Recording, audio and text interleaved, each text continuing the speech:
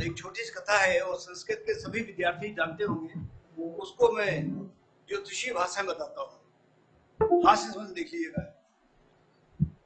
एक बार आप सबने पढ़ा होगा कि राजा भोज के दरबार में दरबारी की मृत्यु हो गई, तो उसकी श्रद्धांजलि में सबने कुछ कहा। कालिदास ने जो कुछ कहा उससे भोज अभिभूत हो गए। वाह कितना सुंदर। और मन में विचार आया कि कभी मैं भी मरूंगा, मेरे मरने पे ही कुछ कहेगा, लेकिन मैं तो मर जाऊंगा, मुझे कैसे पता लगेगा कालिदास ने मेरे लिए क्या कहा श्रद्धांजलि में। दोनों शाम को कालिदास बुलाया, भाई कालिदास संसार नश्वर है। कहा जी प्रभु नश्वर है। एक दिन सभी मरेंगे। यस प्रभु। तो बोले एक दिन तुम भी मरोगे। हाँ प्रभु बिल्कुल, एक दिन मैं भी मरूंगा। अब बेचारे कालिदास उस समय में राजा के सामने कैसे कहे कि आप मर जाओगे। प्रभु आप ऐसा कह सकते हैं, मैंने सब कह दिया। और तुम कल्पना करो मैं भी मर गया हूं, तो मेरे मरने पे मेरी श्रद्धांजलि में तुम क्या कहोगे अभी तो। अब बेचारे कालिदास चुप हो गए। फिर प्रभु देखिए ये बात भावना की होती है, मन में भाव उठना चाहिए, ऐसे नहीं कर सकता। नहीं तुम मन में भाव लाओ और मुझे अभी बताओ कि मेरी मृत्यु होने तुम क्या पढ़ोगे। कालिदास भी हमारे त्रिपाठी तरीके थे, स्वाभिमान वाले। अगर ऐसी बात है मैं अभी त्याग पत्र देता हूँ। त्याग पत्र दिया, वहां से चले गए। एक दो दिन गुजर गया, कोई बात नहीं। लेकिन चौथे पांचवें दिन भोज को परेशानी होने लगी। उस समय पर राजा हर एक से अपनी बात कह नहीं पाता था, किसी से अपनी बात कह पाता था। कालिदास परम मित्र थे, दोनों बिना किसी से कहे पांचवें दिन भोज ने वेश बदला और वो ढूंढने निकल पड़े। ढूंढते ढूंढते 20-25 किलोमीटर दूर के किसी एक गांव में छोटे में कालिदास कथा सुना रहे थे। भोज जाके बैठ गए।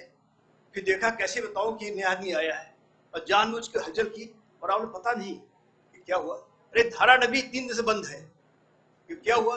अरे आप पता नहीं, राजा भोज दिवंगत हो गए। कालिदास ने सुना, बड़ा झटका लगा और बेहोश हो गए दुख के मारे। बेचारे ने कहा था मैंने सुना नहीं। भोज गए, स्वयं पानी छिड़का और कालिदास होश में आए। और होश में आते जिन्होंने कहा, आप सबने पढ़ा होगा, संस्कृत विद्यार्थी है, मैं केवल ज्योतिषी रूप दे रहा हूं उसको। अद्यधारा निराधारा निरालंबा सरस्वती पंडिता खंडिता सर्वे भोज राजे दिवंगते। भोज ने सुना, इतनी सुंदर बात नहीं कहेगा, वो बेहोश हो गए।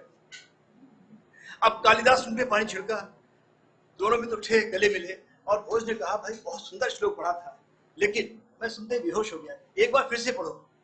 तो कालिदास ने कहा महाराज जब एक बार पढ़ दिया है तो 100 बार पढ़ूंगा, क्या दिक्कत है। अब उन्हें दोहरा पढ़ा उसी श्लोक को। अद्यधारा सदा धारा सदा लंबा सरस्वती पंडिता मंडिता सर्वे भोज राजे भोंगते। सामने बैठे हुए। तो भोज ने कहा ये क्या कर दिया तुमने। कि महाराज बुद्ध वक्री चल रहा था, पहले सब शासन टूटा हुआ था, अब मार्गी हो गया है। कल जो हमने चर्चा कर चुके थे दशाक्रम की, और हमारे ये चिन्ह कैसे बने, और भगवान शिव नवग्रह के प्रतीक कैसे हैं, इतनी चर्चा हम लोग कल कर चुके थे। आज के आगे बढ़ाते हैं। तो जैसे कल मैंने कहा था कि वैदिक काल में पहला नक्षत्र होता था हमारा कृतिका, अब आजकल होता है अश्विनी। ये कालक्रम से कुछ हुआ है और कुछ अंग्रेजी भाषा का भी दोष है। जैसे पढ़ते गए हम लोग छूटते गए। अभी देखेंगे जो देव नक्षत्र हैं वो कहा गया कृतिका प्रथमे विशाखे उत्तमे। उसमें कोई संदेह नहीं कि देव नक्षत्र कृतिका से प्रारंभ होकर के और विशाखा यानी राधा पर समाप्त होते हैं। विशाखा का पुराना नाम राधा था, अब विशाखा कहने लगे हम लोग हैं, पुराना नाम राधा है, तो ध्यान रखिएगा। और यम नक्षत्र कहा अनुराधा प्रथमे अपभरणी उत्तमम, जिसको आजकल हम लोग भरणी बोलते हैं, इसको उस समय पर अपभरणी कहा जाता था। और ये दूसरी विशेषता है कि अगर हम पुराने साहित्य से अपना संबंध तोड़ लेंगे तो अर्थ बदल जाएंगे। भरणी का अर्थ कुछ और है और अपभरणी अर्थ कुछ और बदल जाता है। ऐसे ही जब आप राधा कहते हैं, एक समृद्धि का रिद्धि का प्रतीक होता है, और विशाखा कहते हैं, वो वाली बात नहीं आती। और मैं कहना नहीं चाह रहा था, लेकिन एक संस्कृत विशेषज्ञ मिले मुझे कहीं, और कहीं धनिष्ठा की चर्चा हो रही थी, पता नहीं कैसे मेरे मन में आया, तो धन इष्टा, जिसमें धन आए उसकी इष्टा हो जाए। जब लेक्चर समाप्त हुआ मैंने हाजिर किया, प्रभु आप तो पीएचडी है संस्कृत में, ये बताइए धन प्लस इष्टा, धनिष्ठा कैसे हुआ, ये किस तरीके से हुआ। केवल फिट कर दिया आपने, वहां हमने बोला नहीं आपको। अगर आप ध्यान दिया होता, इसका पूरा नाम तो सर्विष्ठा था, और जब सर्विष्ठा लगाएंगे तो इसके गुण और दोष अपने आप सामने आ जाएंगे, और जब तक धनिष्ठा कहते रहेंगे अर्थ अधूरा ही रहेगा। तो ये अत्यंत आवश्यक है, जब कभी भी हम संस्कृत पढ़ें, ज्योतिष जानने का प्रयास करें, तो ये प्रयास जरूर करें कि इसके पुराने नाम क्या थे, कैसे थे और क्यों ऐसे हुए। मेरे ख्याल से एक बार जो मेरा सब्जेक्ट है उस पर आने के लिए आप यम नक्षत्रों से थोड़ा परिचय कर ले, अच्छा रहेगा। ज्यादा नहीं, बहुत थोड़ा थोड़ा ब्रीफ में, कि अनुराधा को अनुराधा क्यों कहा गया। जब देवासुर संग्राम प्रारंभ हुआ तो सबसे पहले देवताओं ने सोचा कि हमें अपने आप को सभी अस्त्रों और शस्त्रों से सुसज्जित कर लेना चाहिए, समृद्ध कर लेना चाहिए। आशीष, और जिस नक्षत्र में ये अवधारणा बनी उसका नाम पड़ा अनुराधा, और यहाँ से यम नक्षत्र प्रारंभ होते हैं। और ज्योतिष की प्रत्येक विधा के लिए अत्यंत आवश्यक है कि आप सभी यम नक्षत्रों को जान लें। अगर नहीं जानेंगे तो बात बनेगी। आपके सामने बोर्ड पे आ रहा होगा, आखिर तक सबको विजिबल है। अन्वेषाम आराधम इति तद अनुराधा, आपने भी अनुराधा कर दिया, शेयर अनुराधा कर दिया। चलिए अब आप मानते हैं। तो ये पहला यम नक्षत्र आया कि जब देवताओं ने सोचा कि बिना अनुकूल सामग्री के युद्ध नहीं हो पाएगा, तो वो नाम पड़ा अनुराधा। और अनुराधा वो पहला नक्षत्र है जहां से अव्यक्त की यात्रा प्रारंभ होती है। अव्यक्त की यात्रा, प्रत्येक प्राणी अव्यक्त से आ रहा है, व्यक्त में रहता है थोड़े समय, फिर अव्यक्त में चला जाता है। अव्यक्तादीनि भूतानि व्यक्त मध्यानि भारत, कुछ क्षण के लिए, कुछ समय के लिए, कुछ वर्षों के लिए आप व्यक्त संसार में रहेंगे, पुनः अव्यक्त में जाएंगे। तो अव्यक्त का संसार जहां से प्रारंभ हो रहा है उसका पहला नक्षत्र अनुराधा। और इसीलिए अनुराधा की बड़ी विशेषताएं हैं। अगर समय रहा इसी कार्यशाला में छठे दिन इसको चर्चा करेंगे। अभी इससे स्लाइटली प्रीमैच्योर, लेकिन अभी के लिए है, आप इसका नाम जान लें, अनुराधा है। और इसकी क्या क्या विशेषताएं हैं, अगर अवसर मिला तो छठे दिन चर्चा करेंगे हम लोग। अनुराधा अनुराधा क्यों है, अभी इतना काफी है। जो राधा को फॉलो करे वो अनुराधा है। राधा के बाद में आने वाला नक्षत्र यानी विशाखा के बाद वाला नक्षत्र अनुराधा है, इसलिए अनुराधा है। अगला नक्षत्र देखिए ज्येष्ठा। फिर ये सोचा अगर ज्येष्ठ असुर को मारने से युद्ध टल सकता है तो टाल दिया जाए, और वृत्तासुर के वध की जो इसमें योजना बनी, ज्येष्ठाम एषाम अवधस्मि इति तत् ज्येष्ठाग्नि, तो पुराना नाम था ज्येष्ठाग्नि, अब हम ज्येष्ठा बोलते हैं। यह भी जानना आवश्यक है, इसे पुराना नाम ज्येष्ठाग्नि है। और यहीं से ये अवधारणा आई कि बड़ा खतरनाक नक्षत्र है। ये मूल नक्षत्र वाली बात है, तो ज्येष्ठा भी जुड़ जाता है। उसका कारण यही है, इसी नक्षत्र में ये अवधारणा बनी कि हमें वृत्तासुर को मारना ही होगा, और उसका जो वध अल्टीमेटली कर ही दिया गया। नेक्स्ट, मूलम एषाम वृक्षाम, पूरा पूरा समूल नाश करिए, इति तत् मूल बरहणी। तो इसका दूसरा नोट कर लें, इसका पुराना नाम था मूल बरहणी। आजकल हम सिर्फ मूल कहीं काम चला लेते, मूल या मूला। तो चूंकि समूल नाश करने की योजना बनी, इसी कारण से मूल नक्षत्र के बारे में इतनी विशेषताएं आ गई आपके सामने। तो यह हुआ जाकर हमारा तीसरा यम नक्षत्र। आगे चलिए, अन्ना सहंत तद साढ़ा, एक ही नाम रखा था नक्षत्र का, आषाढ़ा, और काल क्रम से इसको हमने पूर्वाषाढ़ और उत्तराषाढ़ में विभाजित कर दो बना दिए इसको, लेकिन ओरिजिनली दोनों को एक ही पार्ट में कहा गया था। तो ये जानना भी आवश्यक है, एक ही नाम था आषाढ़ा। आज पूर्वाषाढ़ और उत्तराषाढ़ करके दो अलग अलग भागों में बांट दिया गया है। तो पहले ये जानना आवश्यक है कि ये विशेषता क्या इसकी है, यानी जिसमें असुरों को देवों का आक्रमण असह्य हुआ वो आषाढ़ हुई। पूर्वा और उत्तरा इसके दो भाग बाद में करेंगे, लेकिन इसके एक बात थोड़ा क्लियर है कि जब पूर्वाषाढ़ नक्षत्र आएगा, और बाय द वे आज नहीं बता पाऊंगा, पूर्वाषाढ़ अतिवर्ती नक्षत्र है। 4 नक्षत्र हमारे अतिवर्ती होते, नाम नोट कर लें आप, अगर समय मिला तो बाद बताऊंगा। ये सभी नक्षत्रों से भिन्न है। आद्रा, हस्त, पूर्वाषाढ़ और उत्तरा भाद्रपद। रिपीट करूंगा, आद्रा पहला, हस्त दूसरा, पूर्वाषाढ़ तीसरा और उत्तरा भाद्रपद चौथा। ये 4 नक्षत्र हैं, इनको अतिवर्ती नक्षत्र कहा गया है। ये सभी नक्षत्रों से भिन्न फल देने वाले हैं। क्यों है, अगर अवसर मिला तो 5वें 6 दिन चर्चा कर लेंगे लोग, आज कितना काफी है। ये चारों से अलग है बाकी 27 से। कहने को आप 28 कर सकते हैं अगर अभी जोड़ेंगे, अगर अभी छोड़ देंगे केवल 27 रह गए, उन 27 में इन 4 का विशेष स्थान है। कारण क्या है? ये आती है श्रृंखला को तोड़ते हैं और कोई नई चीज जोड़ते हैं। तो जब जब ये 4 नक्षत्र आएंगे तो कोई चीज टूटेगी, कुछ नई इसमें जुड़ेगी। जैसे कि यानी आज छोड़ देता हूँ, फिर कल करेंगे, भी आज ही सब पूरी चर्चा हो जाएगी तो आनंद नहीं आएगा। आज इतना जान लीजिए कि ये पूर्वाषाढ़ नक्षत्र है, अतिवर्ती नक्षत्र है। और अगर नेट पे जाएंगे, मेरा नाम सर्च करेंगे, आपको उसमें डिटेल मिल जाएगा। नेक्स्ट,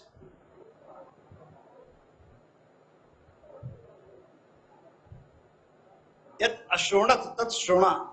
अब ये भी ध्यान देने वाली बात है कि पुराना नाम क्या था? श्रोणा। जिसमें देवों ने संगठित होकर बहुत प्रहार किए, वो श्रोणा कहलाई।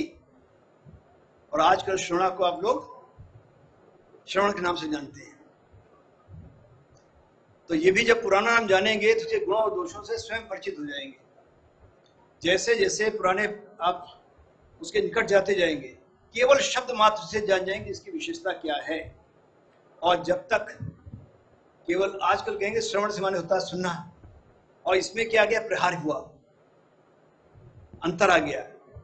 तो जब कभी भी प्रश्न लगाते हैं और उसमें श्रवण नक्षत्र आता है तो इसके तात्पर्य होता है कोई न कोई आपके खिलाफ कंप्लेंट फाइल होने वाली है, आप पे कोई अटैक करने वाला है, कोई समस्या आने वाली। अगर कोई गवर्नमेंट सर्वेंट आता है, आप भी प्रश्नावली बनाई और श्रवण आ गया, तो आप निश्चित तौर पर कह सकते हैं भाई कोई problem is about to come, be careful, somebody is planning something against you that may hit you very hard।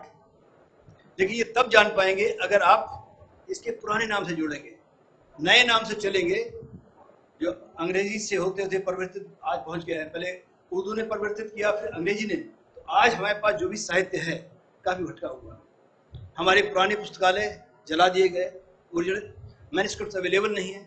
अब जो भी छन के आ रहा है उससे काम चलाना पड़ रहा है। लेकिन कहीं कहीं पर जैसे तैतरीय ब्राह्मण है, अगर उसको पढ़ेंगे तो पता लगे पुराना नाम तो ये था।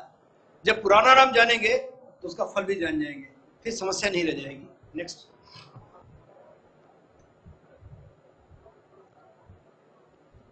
यत् अश्रुणोत तत् श्रविष्ठा। अब वही जो हमने कहा था, जिसको आप धनिष्ठा बोल दिया है, जैसे अब जानेंगे श्रविष्ठा है, अर्थ बदल जाता है। असुरों ने, ध्यान दीजिएगा, जिस नक्षत्र में देवों के आक्षेप सुने वो श्रविष्ठा है। अब इससे क्या तात्पर्य हुआ? अगर मान लिया आप कहीं प्रश्न कुंडली बना रहे हैं और नक्षत्र आ गया श्रविष्ठा, तो सिर्फ एक पता लग रही है कि असुरों ने सुने। कोई आपके खिलाफ एनोनिमस कंप्लेंट डालेगा, असर कुछ नहीं हो सकता, क्योंकि सुना किसने? असुरों ने, देवों नहीं। हम मान लेते हैं जब कुंडली बना रहे हैं कि जो क्लाइंट आप सामने बैठा हुआ है देव है, जो आप पास आया है आप भी देव कैटेगरी के, वही देव कैटेगरी का है। तो ये जब मान के चलेंगे तो तात्पर्य ये हुआ कि आक्षेप तो असुरों ने सुने, देवों ने नहीं सुने। तो कोई आपके खिलाफ फ्रिवलस कंप्लेंट फाइल करने की कोशिश कर रहा है जो कामयाब नहीं होगी। केवल ऐसी चीज है जो सुनना पड़ी। तो इसका सुनने से तात्पर्य यहाँ आया है, श्रवण में नहीं था, सर्विष्ठा में है। लेकिन सर्विष्ठा को धनिष्ठा कहते हैं, इसलिए उसका अर्थ बदल जाता है। नेक्स्ट, यत् शतम अभिसज्जन तत् शत विषक। तो जिस नक्षत्र में देवों ने असुरों द्वारा दिए गए 100 प्रहारों का भेषज किया वो शतभिषक है। तो पुराना नाम शतभिषक और आज का नाम हो गया शतभिषा। कितना बड़ा अंतर आ गया नाम से ही।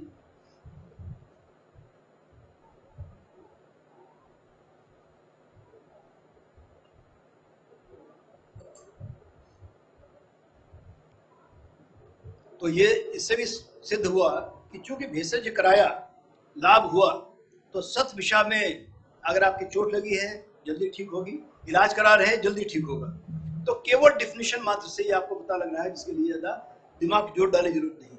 अगर आप इनके नाम ही याद रहे तो कभी भी ज्योतिष करने बैठेंगे तो फल क्या होगा बिना दिमाग जोड़ डाले पता लग जाएगा। अगला जाइए।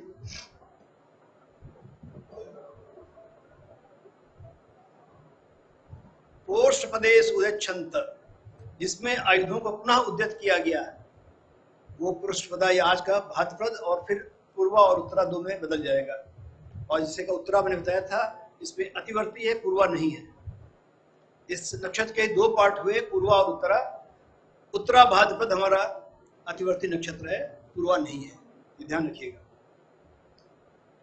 और इसमें दूसरी खासियत क्या है, इसमें आयुधों को पुनः उद्यत किया गया।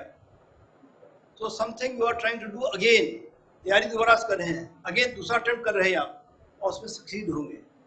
कोई बच्चा आता है प्रश्न लेने के लिए, मैं सिविल सर्विस में बैठने जा रहा हूँ, पिछली बार फेल हो गया था, आपने लगाया और मेन नक्षत्र आया है, प्रश्न आप बेशक कह दिए बेटा आपके तुम काम में थोड़ी मेहनत और करो, इट्स सक्सीड दिस टाइम, क्योंकि इसमें आ ही रहा है आयुधों को पुनः उद्यत किया। और नेक्स्ट रिजल्ट आपको मालूम है, देवासुर संग्राम में देवताओं की विजय हुई। तो ये नाम ही काफी बताने के लिए कि रिजल्ट क्या आएगा। नेक्स्ट,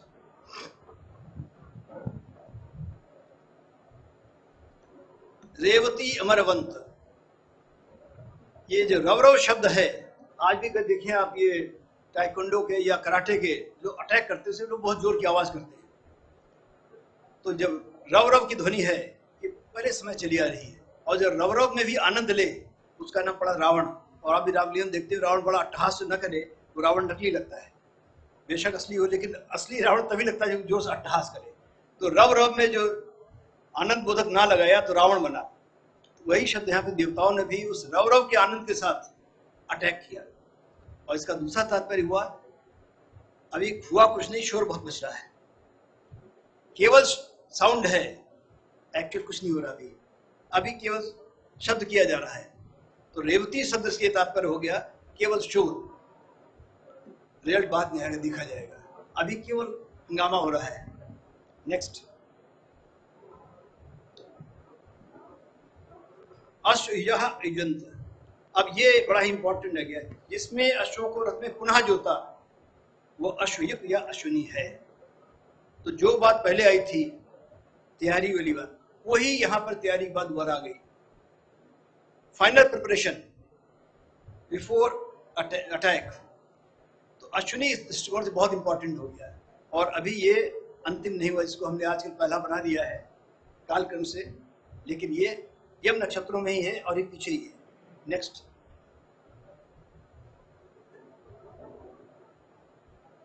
अपभरणीश अपवहन, सॉरी अपभरणीश अपावहन, जिसमें प्राणों का अपहरण हुआ वो अपभरणी कहलाई। तो जिसमें असुरों के प्राणों का अपहरण हो गया, फिनिश कर दिया गया उनको, वो कहलाई अपभरणी। और यहाँ पर हमारे यम नक्षत्र समाप्त हो जाते हैं। ये क्यों मैंने बताया, अगर आप कालपुरुष को दोबारा देखें बना करके, अब इसकी इंपॉर्टेंस समझेंगे आप। एक कालपुरुष लगा दिए, लगा दिया नहीं, ये जो चित्र है इसको हटा दो उसको, ये इसका हम दोबारा प्रयोग करेंगे जब आपको समझाऊंगा रेट्रोग्रेशन क्या होता है, कि ग्रह वक्री कैसे होते हैं, उसमें भी इसका रोल है यम नक्षत्रों का। बिना यम नक्षत्रों को समझे हुए ग्रहों के वक्रत्व को आप समझ नहीं सकते। लेकिन ये कहानी भी तीसरे चौथे लक्षण करेंगे, अभी देख लीजिए केवल आप इसमें सिंह राशि दिखाई गई है और उससे सभी यम नक्षत्र दिखाए गए हैं। अगर आप थोड़ा सा ध्यान देंगे, यहाँ पर सूर्य को रख दीजिए और ग्रहों की जो आउटर प्लेनेट हैं मंगल बृहस्पति शनि, उनके अगर वक्रत्व ध्यान देंगे तो आप पता लगे कहाँ से प्रारंभ होता है और कहाँ पर समाप्त होता है। लेकिन इसकी कहानी कभी आगे चल करके, अभी तो ये कालपुरुष लगाइए और उसमें यम नक्षत्र दिखाइए, पूरे यम और देव नक्षत्र। एक भगवत गीता का श्लोक है, मुझे बहुत प्रिय है, और मैं एक क्लासे ले रहा था, 5 साल तक लगा था मैंने श्लोक बोला और वो श्लोक कंप्लीट नहीं हुआ, फिर ने छोड़ दिया कि इसको मैं पूरा नहीं कर सकता इस जीवन में। इसके अंदर इतने ज्योतिषी अर्थ भरे हुए हैं इस अकेले एक श्लोक के अंदर। पहले श्लोक लगा दो, आप सबने पढ़ा होगा, भगवत गीता पढ़े हुए हैं, हम सभी ज्ञानी हैं, तो कहने की जरूरत नहीं है कि सभी प्राणी अव्यक्त से आ रहे हैं, व्यक्त में रहेंगे और पुनः अव्यक्त में चले जाएंगे। और इसी एक श्लोक से कि मंगल की चौथी दृष्टि क्यों है, 8वीं क्यों है, बृहस्पति की 5वीं क्यों है, 9वीं क्यों है, मैं आपको बताऊंगा। अवसर लगा तो आज, नहीं तो कल या परसों। शनि की तीसरी दृष्टि क्यों है, आप ज्योतिष कितने ग्रंथ पढ़ लीजिए, एक एक्सप्लेनेशन नहीं मिलता है, रैशनल नहीं मिलता है, ऐसा है तो क्यों है। वैज्ञानिक तरीके कैसे समझा जाए कि शनि की तीसरी दृष्टि होनी चाहिए या उसकी 10वीं भी होनी चाहिए, साथ ही सभी देख रहे सामने कॉमन है। जो विशेष दृष्टियां हैं ये क्यों हैं, क्या कारण है, रैशनल क्या है, उसका कहीं नहीं मिलता। कम से मुझे नहीं मिला, हो सकता है मिल गया हो किसी मैन्युस्क्रिप्ट में। मुझे केवल इस एक श्लोक मिला है कि मंगल की, बृहस्पति की, शनि की विशेष दृष्टियां होनी चाहिए, और इस प्रकार से हुई, तीसरी, चौथी और 5वीं और 8वीं 10वीं। वो बर्तनी का मिस्टेक है उसको। इन्होंने संधि विच्छेद का लिखा हुआ है, निधनानि एव तत्र का, इन्होंने ये चाहा था कि पढ़ने के लिए कष्ट नहीं होने पाए, ओरिजिनल लिखा इन्होंने। ये हमारा कायदा है कि जहाँ बोलने जाते हैं संधि विच्छेद के लिखते, ताकि जो पीछे तक बैठा हुआ है, जो संस्कृत विशेषज्ञ नहीं, वही समझ सके। आप देखा होगा ये जो डेफिनेशन आ रही है, पहले ओरिजिनल आता था, नीचे उसका संधि विच्छेद। तात्पर्य यही है कि जब संधि विच्छेद को पढ़ेंगे तो जान जाए कहा क्या जा रहा है, अन्यथा जो विशेषज्ञ जान जाएंगे, मुस्कुरा देंगे और बाकी जगह की हुआ क्या है। और मुझको चूंकि नॉर्थ से साउथ, ईस्ट से वेस्ट और यहाँ से लेके विदेशों में बोलना होता है, तो वहाँ पे अत्यंत आवश्यक है, खासतौर जब वो अंग्रेज सुन रहे होते हैं, उनको आप संधि विच्छेद बताइए, वो फौरन अप्रिशिएट करते हैं, और पूरा एक साथ पढ़ दिया, क्या कर दिया आपने। एनीवे, ये आज का मुद्दा नहीं है। और भाषा पे गलती हो जाए, काइंडली हम यहाँ ज्योतिष चर्चा करेंगे भाषा की नहीं, उसके लिए बड़े विशेषज्ञ बैठे हुए बात कर लेंगे। हम केवल और केवल उतनी ही संस्कृत प्रयोग करें जो ज्योतिष के लिए अत्यंत आवश्यक है, जिसके बिना आप समझ नहीं सकते। तो इसके कहे तात्पर्य अभी केवल समझिए कि हर एक प्राणी को अव्यक्त से आना है, व्यक्त में रहना है और पुनः अव्यक्त में ही जाना है। अब इसमें आ जाइए इस जन्म कुंडली के ऊपर। पहला हाउस आप सभी पढ़ते होंगे, जन्म होता है और 8वां मृत्यु का होता है। सबको मालूम है, सभी ज्योतिष विद्यार्थी, कुछ कहने की आवश्यकता नहीं है। अब इस पे हम नक्षत्रों को प्लॉट करते हैं, लगा दो।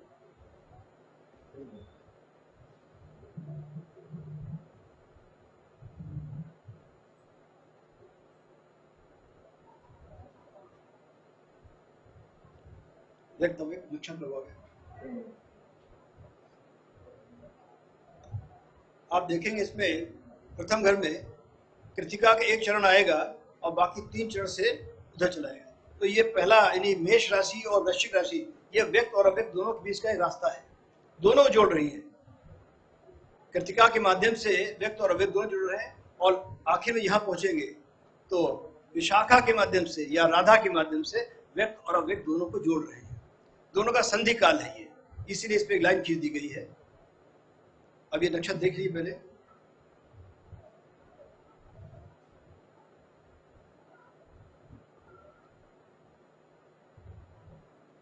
ये पूरे 27 नक्षत्र आपके आ गए यहाँ पर।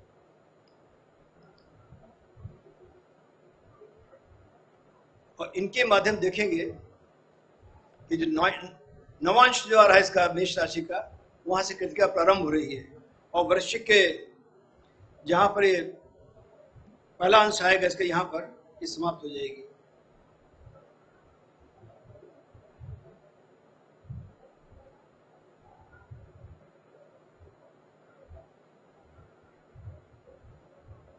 नीचे आपको 4-5 तुला में चौथा आ गया ना, बस चौथा शब्द आ गया। कोई बात, ये 4 लिखा है जो इन्होंने वृश्चिक राशि का विशाखा का चौथा चरण, लेकिन आगे 5 फिर गड़बड़ कर दिया आपने लिख करके, फिर आगे 1 2 3 4 आना चाहिए था। संख्या में इनकी गड़बड़ी हो रही है, इसके क्षमा चाहता हूँ आपसे, ये लिखनी गलती होगी इनसे।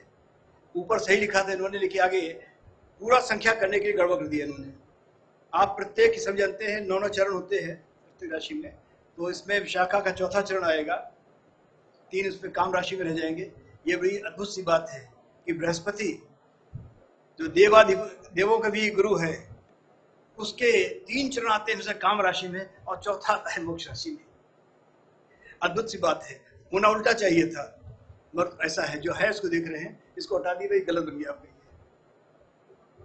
हटाओ इसको, सब गलत सलत कर दिया इसको। हाँ, इसी में रुके रहिए आप। तो इसमें वापस आया है, देखिए कि प्रथम जो जन्म है ये व्यक्त और अव्यक्त दोनों का संगम है। उसी तरीके वृश्चिक राशि भी, यहाँ पे मृत्यु दिखाई गई है, यहाँ पर भी जन्म और मृत्यु दोनों का संगम हो रहा है। और कल जब लोग बैठे थे तो सुना होगा, मुझे बताया था कि मरते समय कैसे आदमी को अपने पूरे जीवन का स्मरण हो जाता है और वो पूरा याद करता है, बताता है। और मैंने बताया था 4-5 केसेस जो मैंने खुद, जिनका मैं आई विटनेस हूँ। वैसे टोटल तो 200 केसेस मेरे पास है जिनके मैं डाइंग डिप्रेशन रिकॉर्ड किए हैं। एक अद्भुत मुझे अवसर मिला, और उसमें भी अद्भुत था मुझे, जो बड़े डेडेड क्रिमिनल थे रंगा और बिल्ला, जो उनका डिस्कशन था, मरने से चर्चा हुई, वो अद्भुत है। लेकिन आज को नहीं सुनाऊंगा, कल या परसों मौका आने पर। लेकिन वो अद्भुत है। ऐसे ही मकबूल भट्ट, जिससे कई 100 मर्डर किए होंगे, पाकिस्तानी स्पाई था, जम्मू कश्मीर लिबरेशन फ्रंट का आदमी था, किसी से नहीं डरता था। लेकिन जब मृत्यु सामने आ गई, क्या उसकी मनहसिब थी? क्या मेरी उसकी चर्चा हुई पूरी रात?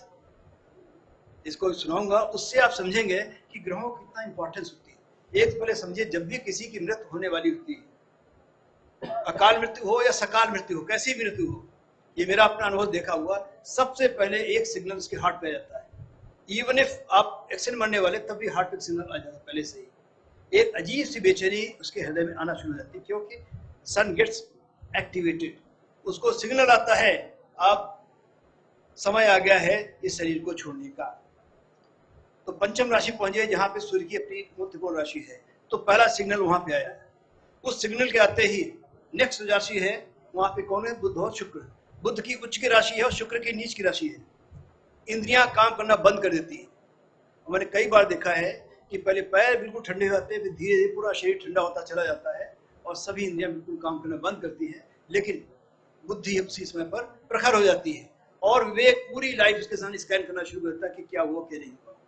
तो इसीलिए अद्भुत संरचना है, एक ही घर है, इंद्रियां नीच की हो रही, शुक्र नीच का है और बुध उच्च का है। यानी माइंड सब कुछ रिकॉर्ड कर रहा है क्या क्या हुआ। जैसे मैंने कल बताया था, उस लेडी ने पहले एक स्टेटमेंट दिया और फिर उसको चेंज किया और कहा मुझसे कि मुझे पूरा जीवन साफ दिख रहा अपने आंखों के सामने और मुझे लग रहा मैंने ये गलत किया है, जिसको मैं जोर से चिल्ला रही थी। या दूसरे वो सज्जन लगातार कि मैं सही हूँ, कोर्ट ने फैसला उनके फेवर किया, लेकिन जब उनकी अपनी कोर्ट लगी मृत्यु के टाइम पर, तो उन्होंने खुद कहा मेरे सामने नहीं, मैं गलत था। तो ये अद्भुत चीज होती है कि जैसे ही इंद्रियां काम करना बंद करती, शुक्र नीच का होता है और बुध उच्च का होता है, अपने अंदर से बुद्धि कहती है मैंने ये गलत किया, मुझे नहीं करना चाहिए था। जिस बात के लिए पूरे जीवन आप लड़ते रहते हैं, मैं सही हूँ मैं सही हूँ, अंतिम क्षण में खुद कहता नहीं ये गलत था। तो ये है हमारा छठा घर हो गया, बुध उच्च का है और शुक्र नीच का है। इंद्रियां बिल्कुल काम करना बंद कर दिया। जैसे ही बुध ने पूरी लाइफ स्कैन की, अगले घर में आ जाइए, यहाँ पर क्या होता है? सूर्य नीच का हो गया और शनि उच्च का हो गया। अद्भुत। क्यों? आत्मा उसी क्षण शरीर छोड़ देती है, लेकिन शनि महाराज जो कुछ आपके पुराना लेखा जोखा था बुध का बनाया हुआ, उसको अपने पास रख लेते हैं। ठीक, अब समय आ गया है आपके ऋणान बंधन तैयार करने का। इनके माध्यम से आपके जन्म जन्मांतर के ऋणान बंधन को मैं तैयार करूंगा।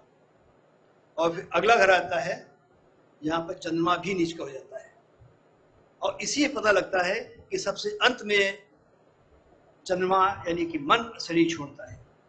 अक्सर में बताया जाता है कि हमारे केवल 3 शरीर है, कारण शरीर, सूक्ष्म शरीर और स्थूल शरीर।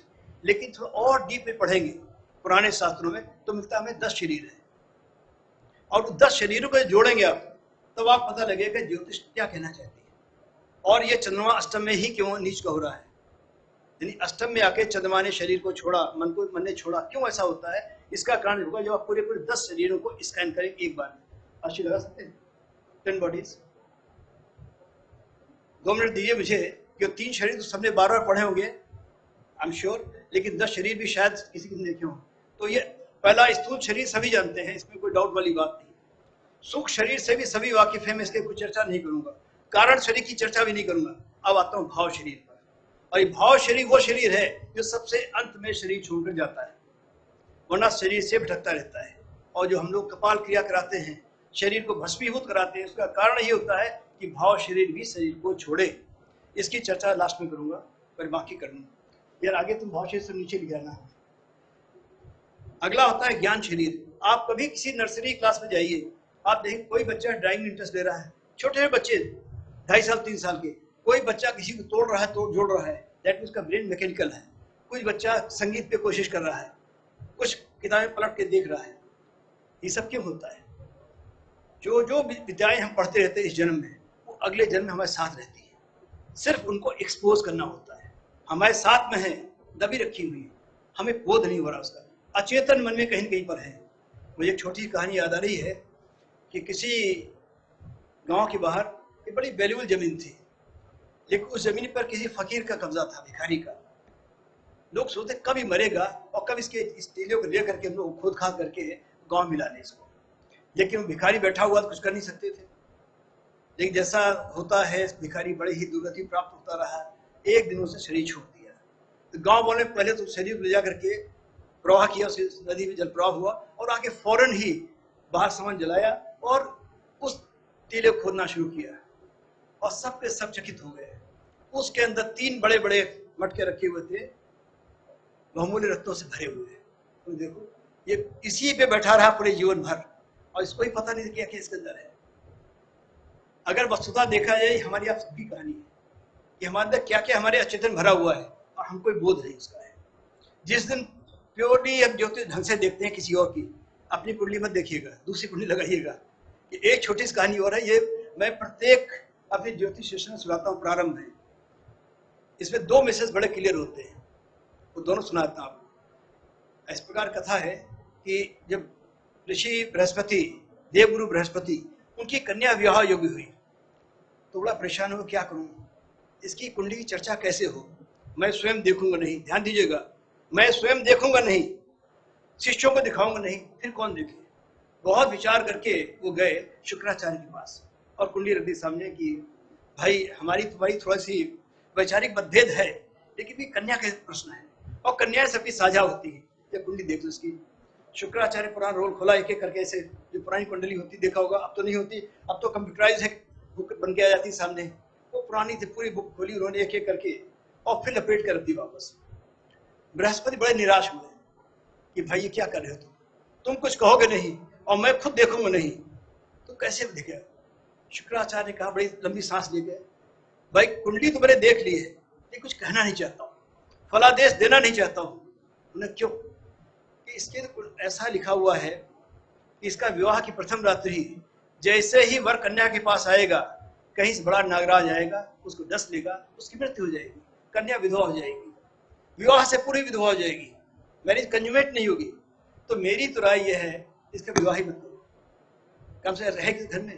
कि उस जमाने में विधवाज कन्या बहुत बड़ा दोष माना जाता था, जो षड दोष बनाए गए इसमें एक ये भी है, आपने सुना होगा, कुग्राम वासा, कुलहीन सेवा, कुभोजनम, जब क्रोधमुखी भार्या। आजकल नहीं लागू होता, प्लीज इसको काट दीजिएगा, मैंने कह दिया लेकिन आप काट दीजिएगा। विधवाज कन्या, मूर्खस्य पुत्रो, बिना निषण प्रदहन कायम, ये 6 चीजें ऐसी है बिना अग्नि के शरीर को जलाती रहती हैं। तो मैं 5 ही कर रहा हूँ, 6 मैंने नहीं कहा भाई, मुझे घर जाना आखिरकार। तो उसमें कन्या का विधवा होना उस समय पर बहुत बुरा मानते थे, तो आप विवाह मत करिए। बृहस्पति निराश होकर घर आ गए और सोचते कि मेरे कर्म कितने खराब हैं, मैंने पूरे जीवन अब तक का सिर्फ धर्म के लिए लगाया है, इतना बड़ा मेरे को कैसे आक्षेप आ सकता है। बहुत सोच करके उन्होंने अच्छा वर देखा और कन्या की विवाह तय कर दिया और एक ही शर्त लगाई, जस्ट 1 कंडीशन, कि विवाह के बाद 1 महीने तक वर मेरे घर में रहेगा। उन्होंने मान लिया ठीक है और उन्होंने एक विशेष कमरा बनवाया, ये छोटा सा होल था जिसके द्वारा कमरे का पूरा दृश्य देख सके स्वयं। कन्या बैठा दिया गया और स्वयं बृहस्पति बैठ गए देखने के लिए क्या होता है। जैसे वर अंदर आया, उसने दरवाजा पीछे भिड़ा, ऊपर से नाक गिरा, उसने फन उठाया, उसके पैर के पास तक लाया धीरे और मुड़कर चला गया। बृहस्पति उसी समय दौड़ गए शुक्राचार्य घर कि तुम्हारी सब ज्योतिष व्यर्थ है। कि क्यों? तो उन्होंने पूरी घटना सुनाई। शुक्राचार्य ने हाथ ऊपर उठाया कि प्रभु तेरा बहुत धन्यवाद, केवल मेरी ज्योतिष सफल हुई। वो कैसे भाई, तुम्हारी बात तो झूठ हो गई। झूठ कहाँ हुई? हम ज्योतिष में क्या पढ़ाते हैं कि जिस घर को बृहस्पति देख रहा है उसकी रक्षा होगी, और यहाँ साक्षात बृहस्पति देख रहे थे। जब मैंने कहा था तभी थोड़े सोचा था कि कन्या की पिता होकर तुम उसको देखोगे बैठ करके, ये नहीं सोचा था, लेकिन नियम तो सिद्ध हो गया, जिस घर को बृहस्पति देख रहा उसकी रक्षा होगी। तो ये कहानी इसलिए बताता 2 बातों की, एक अपने परिवार की कुंडली स्वयं मत देखो, पड़ोसी दिखा लो, और नंबर 2, जिस घर को भी बृहस्पति पूर्ण दृष्टि देख रहा है उसकी रक्षा अवश्य होगी, निश्चित हो जाएगी। अब वापस पे आते हैं, तो ये ज्ञान शरीर था। तो जो भी ज्ञान हम अर्जित करते रहते हैं वो अचेतन में स्टोर रहता है, उसको खाली ओपन करने की जरूरत है। जब भी कोई योग्य गुरु मिल जाएगा शास्त्रीय तरीका, एक झटके कुंडली बताएगा भाई ये साधना करो, ये परिहार करो, और सब कुछ सामने आ जाएगा। तो सामने लाना है, ढका हुआ है, खुलने की जरूरत है। कहते हैं हिरण्मय पात्र सत्य अभितम मुखम तत्व पूषण अपाव सत्य धर्माय दृष्टि, जैसे ही पर्दा हटाओगे सब सामने आ जाएगा। तो कोई योग्य गुरु चाहिए बताने के लिए कि आप पास ये ज्ञान उपलब्ध है। अगला है हमारा मंत्र शरीर। कई जन्मों से हम बहुत से मंत्रों से साधना करते रहे ईश्वर की, लेकिन होता क्या है, हर बार गुरु बदलता है, मंत्र बदलता है और फल पूरा नहीं पाता। एक अगर आज की भाषा का उदाहरण दूं मैं, आपने कहीं मकान बनाना है, एक प्लॉट खरीदा, ड्राइंग बनवाई उसकी, म्यूनिसिपैलिटी से उसका नक्शा पास कराया और खुदाई शुरू कराई, और नींव भर पाए थे कि आपको जगह छोड़ने जाना पड़ा। अगर 5-10 साल बाद दोबारा आते हैं उसी शहर में, अगर उसी स्थान जाते हैं तो आप ग्राउंड फ्लोर फर्स्ट फ्लोर बनाएंगे, लेकिन अगर स्थान बदल गया तो फिर से खुदाई कराइए, फिर से नक्शा पास कराइए, और कौन जानता है फिर से पहले काम हो, समय पूरा हो जाए। तो इसलिए योग्य गुरु का काम होता है आपकी कुंडली देखे और ये बताए कि आपने पिछले बहुत सारे जन्मों में इस देवता की आराधना की, नंबर 1, और नंबर 2 इस मंत्र से आराधना की। अगर दोनों चीजें मिल जाएं तो आपका मंत्र से जागृत हो जाएगा और तत्क्षण आपको फल मिलने लगेगा, क्योंकि चीज स्टोर्ड में है आपके, कहीं गई हुई नहीं है, उपलब्ध है आपको, सिर्फ सामने लाने की जरूरत है। कोई योग्य गुरु चाहिए जो आपकी हादसों को ढंग से विश्लेषण करके। उसमें एक समस्या आजकल ये भी आ रही है कि आजकल जब हमारे पास घड़ियां हैं, कुंडली गलत बनती है। पुराने जमाने घड़ियां नहीं थी, कुंडली गलत नहीं होती थी। कारण क्या होता था कि बाहर बैठा हुआ जिनका कुल गुरु होता था वो पूछता था पहला प्रश्न कि उस प्रसूतिका के ग्रह में कितनी महिलाएं थी। आप किसी के यहाँ 5 होगी, 7 होगी, 3 होगी, तो बताएंगे इतनी महिलाएं थी, उसने नोट कर लिया। दूसरा प्रश्न, किस प्रकार के, किस रंग के वस्त्र पहने हुए थे, आपने सभी लाल साड़ी वाली थी या नीली वाली थी, जो भी था उसने कलर नोट कर लिया। उस कमरे का दरवाजा किस तरफ था, आप बता, पूर्व में था, पश्चिम में था, जिसे रहा हो उसने नोट कर लिया। तीसरा पॉइंट, उसका जो पलंग पड़ा हुआ था ईस्ट वेस्ट था, नॉर्थ साउथ था, कैसा था, या वेस्ट ईस्ट था, आज बता दिया, उसने नोट कर लिया। इनको इन्हीं कंपोनेंट दे करके फिर अप्रॉक्सिमेटली घड़ी फल होते थे, उनको दे करके वो उसे आपका लग्न और नमाज दोनों फिक्स करते थे, जिसमें सभी चीजें मिल जाएंगी, मैच करेंगी, उससे लग्न, नमाज, सप्तमांश और द्वादश में पूरा हाथ खत बना लेते थे और कभी कोई त्रुटि नहीं होती थी। उनके 4 पद तक सही गणना होती थी। लेकिन आजकल जब बढ़िया घड़ियां हैं तो उसमें क्या होता है, फिर डॉक्टर ने ऑपरेट कराया कि सबका सीजरियन हो रहा आजकल, प्लस अंदर वो जो नर्स है सभी सफेद कपड़े वाले हैं, तो वो खत्म हो गया। सबकी बेड की पोजीशन वही है, सभी हॉस्पिटल में है, तो जो कंपोनेंट पहले अवेलेबल थे कुंडली को करेक्ट करने वाले, अब हमको उपलब्ध नहीं है। रिजल्ट, अब जो अच्छी कुंडली होनी चाहिए तो विज्ञान धोखा दे रहे, आज कल भी दिया, आज भी दे रहा था। तो जितना हम विज्ञान पे डिपेंडेंट होते जा रहे हैं उतनी ही त्रुटियां आती जा रही हैं। पुराने जमाने में ये भी साधन नहीं थे, कोई गलती नहीं होती। मैंने गांव के जो जोशी देखे पुराने, उनकी गणना में कभी कोई गलती नहीं पाई, भविष्यवाणी में गलती नहीं पाई। और आज इतने वर्षों साधना के बाद, डॉक्टर रमन के चरणों में इतने सालों रहने के बाद भी मैं ये क्लेम नहीं कर सकता हूँ जो कहूँ सही होगा। और डॉक्टर रमन के जो दादाजी थे डॉक्टर सूर्य नारायण, वो जो कहते सही होता था, उनकी जो उपलब्धि उनसे बड़ी थी।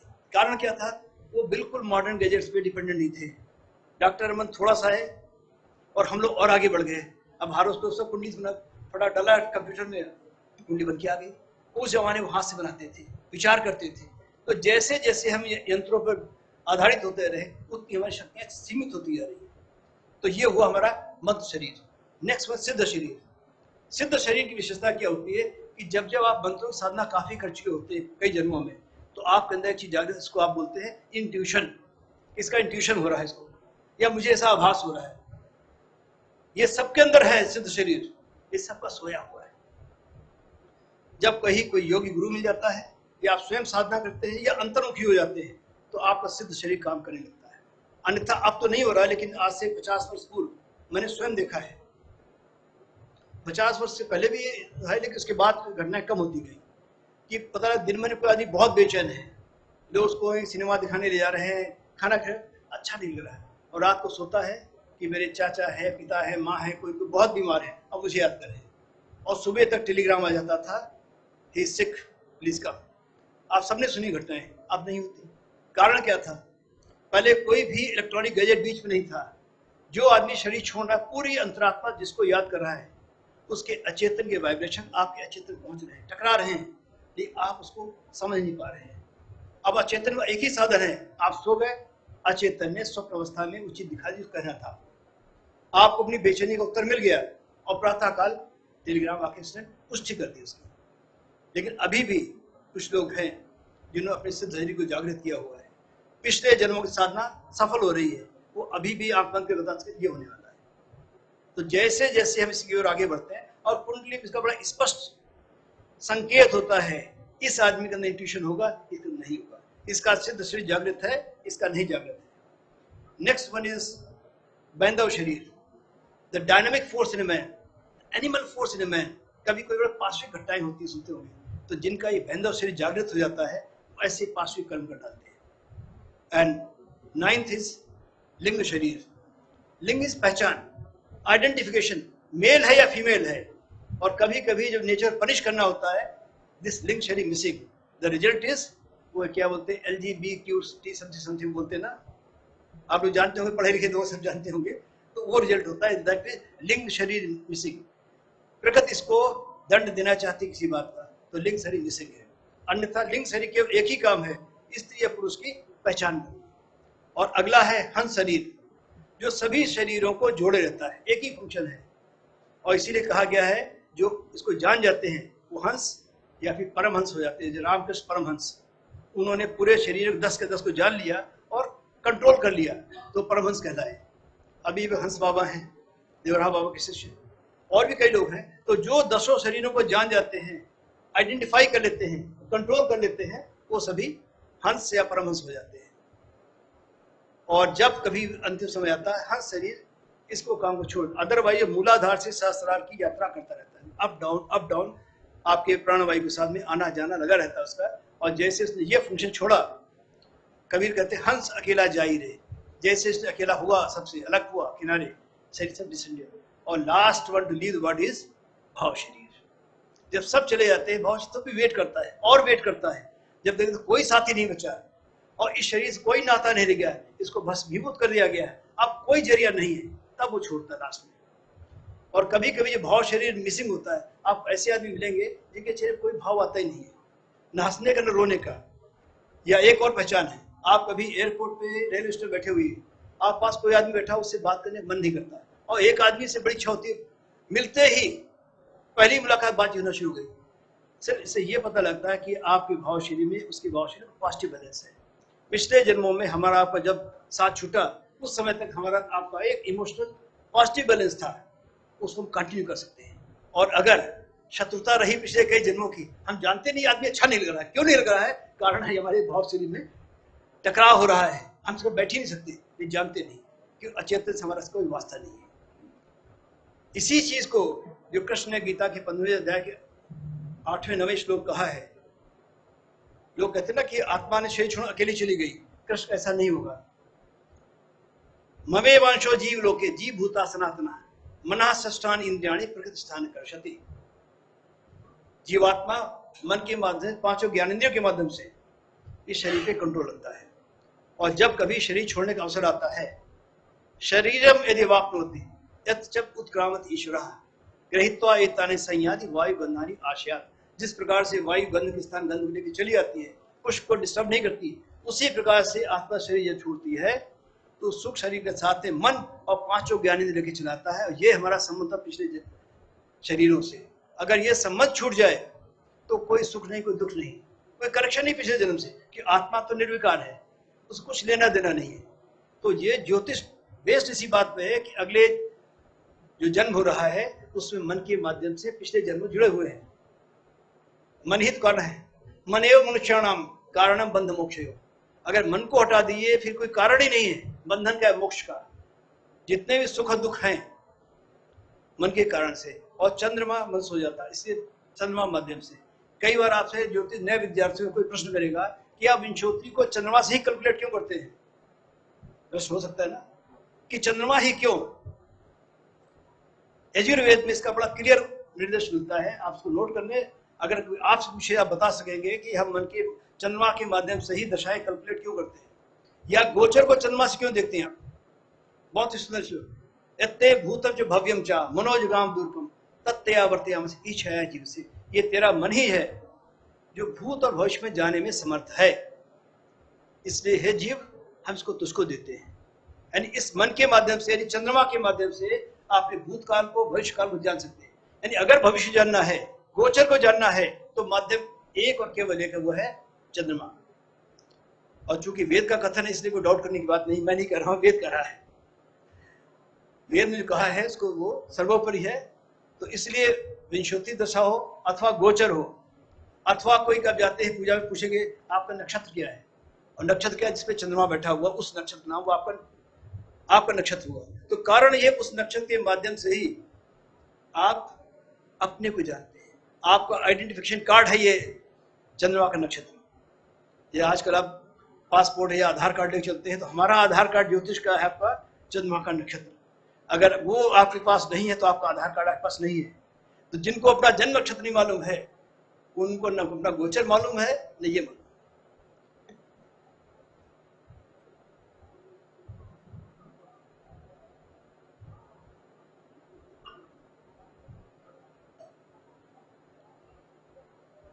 अब दोबारा बेसिक पे आते हैं इसके बाद में।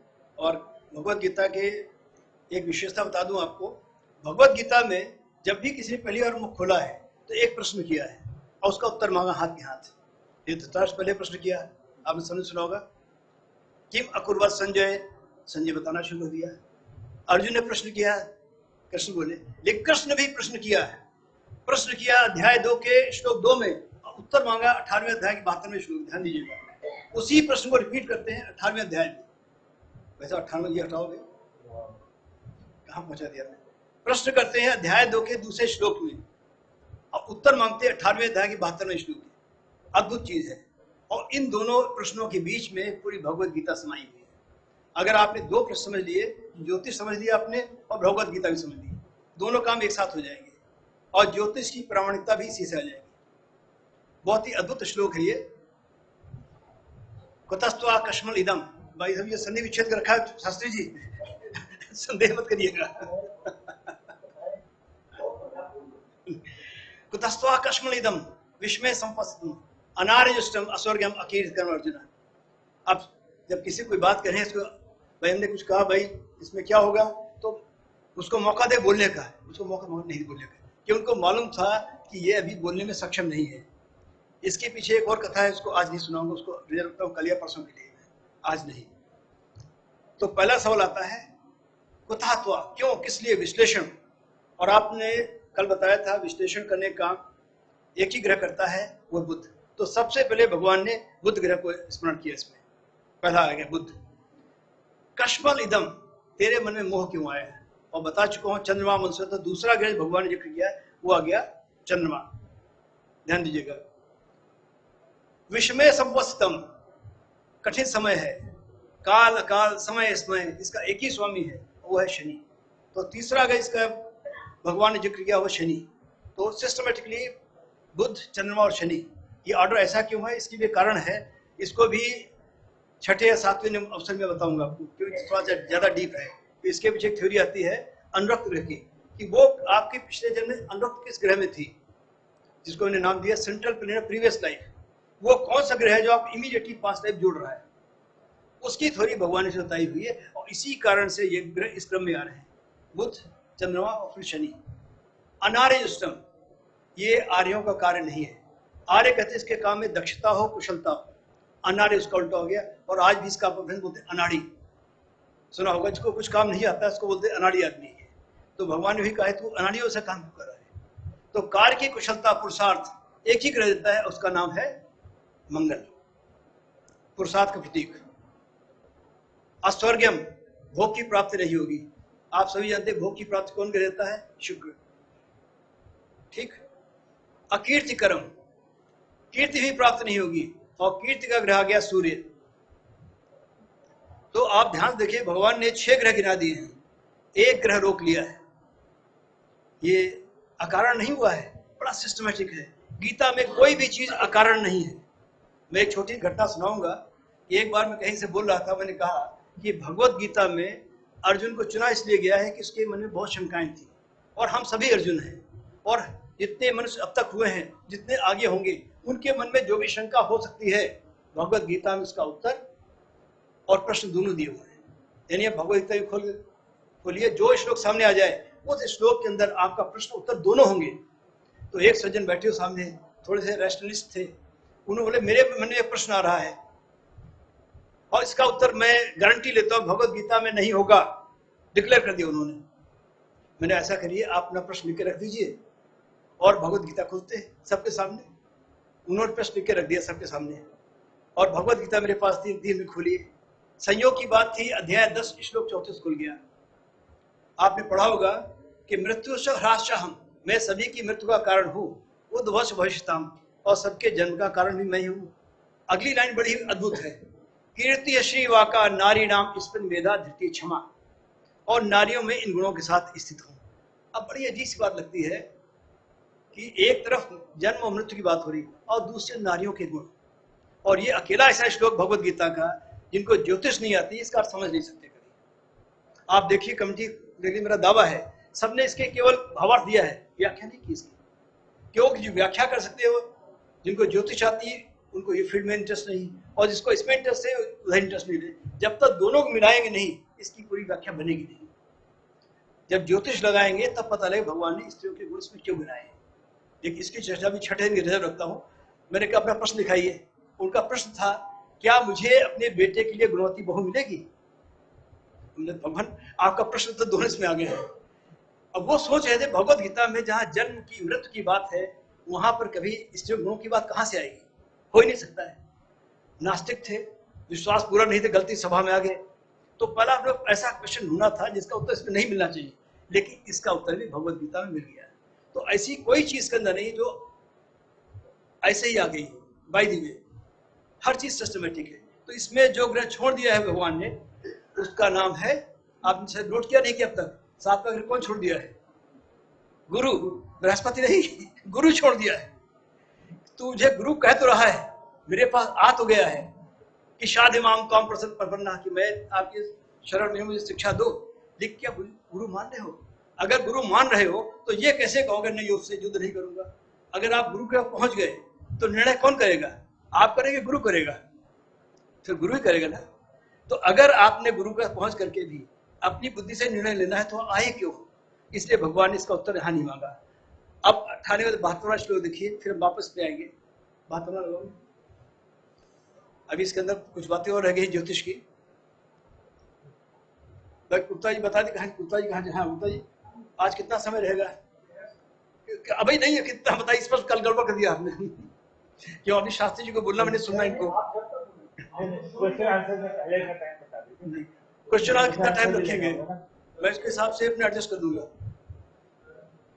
क्यों? मैंने बताया मेरे पास 300 घंटे समय है, मैं बोलता रहूंगा और 300 घंटे बोलने से।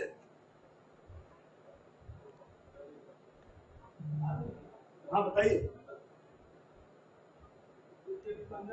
15 मिनट, ठीक है। हम 15 अभी बैठने पे क्वेश्चन आंसर उसके बाद हो गया, उसका शास्त्री सुन लोगे या शास्त्री सुने क्वेश्चन बाद कर लेंगे।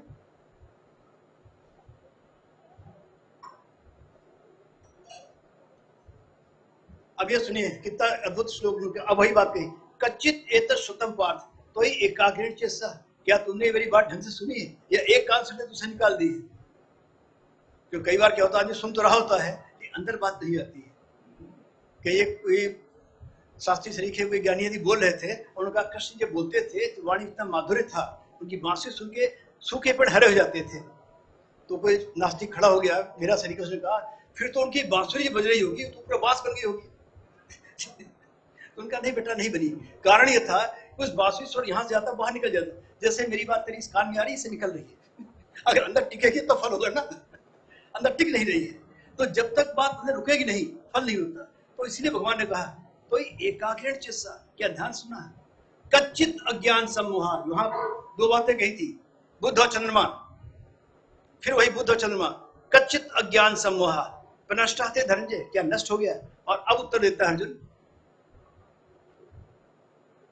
नष्टो मोहा, मेरा मोह नष्ट हो गया, यानी चंद्रमा ठीक काम करने लगा मेरा। स्मृति लब्धा, बुद्ध भी ठीक हो गया है। लेकिन अब की बारे मैंने कुछ नहीं किया है। अब वो जो ग्रह मिसिंग था वहां पर वो अब आ गया है। तत्प्रसादात् पैचित, ये आपकी करुणा थी, आपकी कृपा थी, गुरु की कृपा से हुआ, मैंने कुछ नहीं किया। स्थितो विगत संदेहा, अब मैं स्थित रहूं किस लिए? करिष्ये वचनम तब, आप जो कहेंगे वो करूं, अपनी बुद्धि बंद करता हूं। और गीता स्टॉप्स। इसके आगे भगवान ने गीता फिर कुछ नहीं कहा, बात खत्म हो गई। तो कहने का तात्पर्य हुआ कि प्राइमरली अगर बुध में और चंद्रमा में कोई डिस्टर्बेंस आ रहा है तो उसको केवल एक ही ग्रह ठीक कर सकता है और वो है गुरु। तो अगर आप कोई कुंडली देख रहे हैं, विवेचन कर रहे हैं, समस्या आ रही है, समस्या का कारण बुध है या चंद्रमा है, अगर उस पर बृहस्पति दृष्टि पड़ रही है किसी तरीके से, वो समस्या अवश्य ठीक होगी, कोई डाउट नहीं है। या दूसरी भाषा में कहा जाए, जो 6 ग्रह दिखाए भगवान ने, उनमें जिस चीज का संबंध बृहस्पति से होता जाता है, बृहस्पति के उस जो भी डिफिशिएंसी है उसको पूरा कर देता है। जो भी इसके अंदर कहीं पर भी कुछ तत्व की कमी है, वो सब की सब बृहस्पति के माध्यम से ठीक हो जाती है। अगर बृहस्पति मिसिंग है, बाकी 6 हैं, ये 6 ग्रह अपूर्ण है, इनमें पूर्णता आएगी ही गुरु की कृपा से, गुरु की करुणा से। कुंडली के गुरु हो और कुंडली गुरु ना साक्षात गुरु बैठे शास्त्री तरीके, तब भी काम चल जाएगा, लेकिन गुरु की कृपा तो चाहिए चाहिए। बिना गुरु कृपा की बात आगे बढ़ती नहीं है। तो ये पहला मैसेज दिया भगवद गीता में भगवान ने कि सबसे इंपॉर्टेंट ग्रह to note the horoscope is Jupiter. उसका प्लेसमेंट क्या है और उसका संबंध हमारे अनुरक्त ग्रह से क्या बना, इसकी चर्चा मैं भी नहीं कर रहा हूँ, क्यों अनुरक्त ग्रह दिखाएगा कि पिछले जन्म के से कौन कौन से ऋण बंधन है जो इस जन्म में भोगने ही पड़ेंगे, उनको आप अवॉइड नहीं कर सकते, चाहे पॉजिटिव हो या निगेटिव हो। क्योंकि इसमें मैं कल या परसों समय मिलेगा तो प्रारंभ वही करूंगा। एक सज्जन थे, उनकी मृत्यु हो गई और करीब 5 मिनट तक बॉडी डेड पड़ी रही और उनको मार्चिट भेज रहे थे। उस टाइम पे एक यंग इंटर्न आया और उसने दोबारा से शॉक दिया और जीवित हो गए, जबकि डॉक्टर का 5 मिनट हो गए, ब्रेन डेड हो गया है, अब कोई उम्मीद नहीं है, बट ही सर्वाइव्ड। और उन्होंने होश में आने के बाद स्वयं अच्छे ज्योतिषी वैद्य हैं, उन्होंने ज्योतिषी जो विश्लेषण किया अपना और मुझे सुनाया फर्स्ट हैंड कि मैंने क्या क्या देखा मृत्यु के बाद और कैसे कैसे क्या देखा, और जो उनका अद्भुत विश्लेषण अपनी कुंडली का मेरे से चर्चा की, वो अद्भुत है। लेकिन एक दिन पूरा चाहिए इसके लिए कि मृत्यु के बाद क्या क्या होता है। सुना बहुत सा जाता, लेकिन ऐसा कोई आदमी, और उनके साथ ऐसा 2 बार हुआ, मतलब एक सही बात संयोग नहीं हुआ, एक बार मरे रिवाइव हो गए, नेक्स्ट टाइम फिर हुआ, again declare death and he revived, और दोनों बार जो देखा है अद्भुत। और दोनों बार उन्होंने जो भगवान की बात संदेश को पुष्ट किया उन्होंने कि किस प्रकार से मरने के बाद सभी ग्रहों को क्या इम्पैक्ट आता है, आदमी क्या देखता है मरने के बाद। कल जो मैंने किस्से सुनाए थे मरने से पहले के थे, ये घटना मरने के बाद की है। जब शरीर छोड़ दिया फिर उन्होंने क्या देखा, क्या क्या अनुभव हुआ उनको, और जब वापस आया तब क्या हुआ। तो वो 5 मिनट के जो दृश्य है उनका अद्भुत है, और उसको उनकी कुंडली से जोड़ूंगा तो आप कहेंगे वाकई ज्योतिष जानने का अर्थ ये है कि जब आपने पूरा देखा कि ज्योतिष में ये शब्द है कि उनपे एक बड़ा सुंदर श्लोक भगवद गीता का पूर्णतः लागू होता है। आज श्लोक लिखा देता हूँ, आप लोग पढ़ के आइएगा, कल या परसों जब भी चर्चा होगी तो श्लोक ध्यान रखिएगा या पूर्वाभ्यासन लगा दो। आज श्लोक नोट पे लिखा लिया, और इस श्लोक का उनकी मृत्यु से और उनके पुनर्जीवित होने से गहरा संबंध है। आप इसको देखिएगा और आप वो भी पूरा अनुभव देखिएगा कि मरने के बाद उन्होंने क्या क्या कैसे कैसे देखा।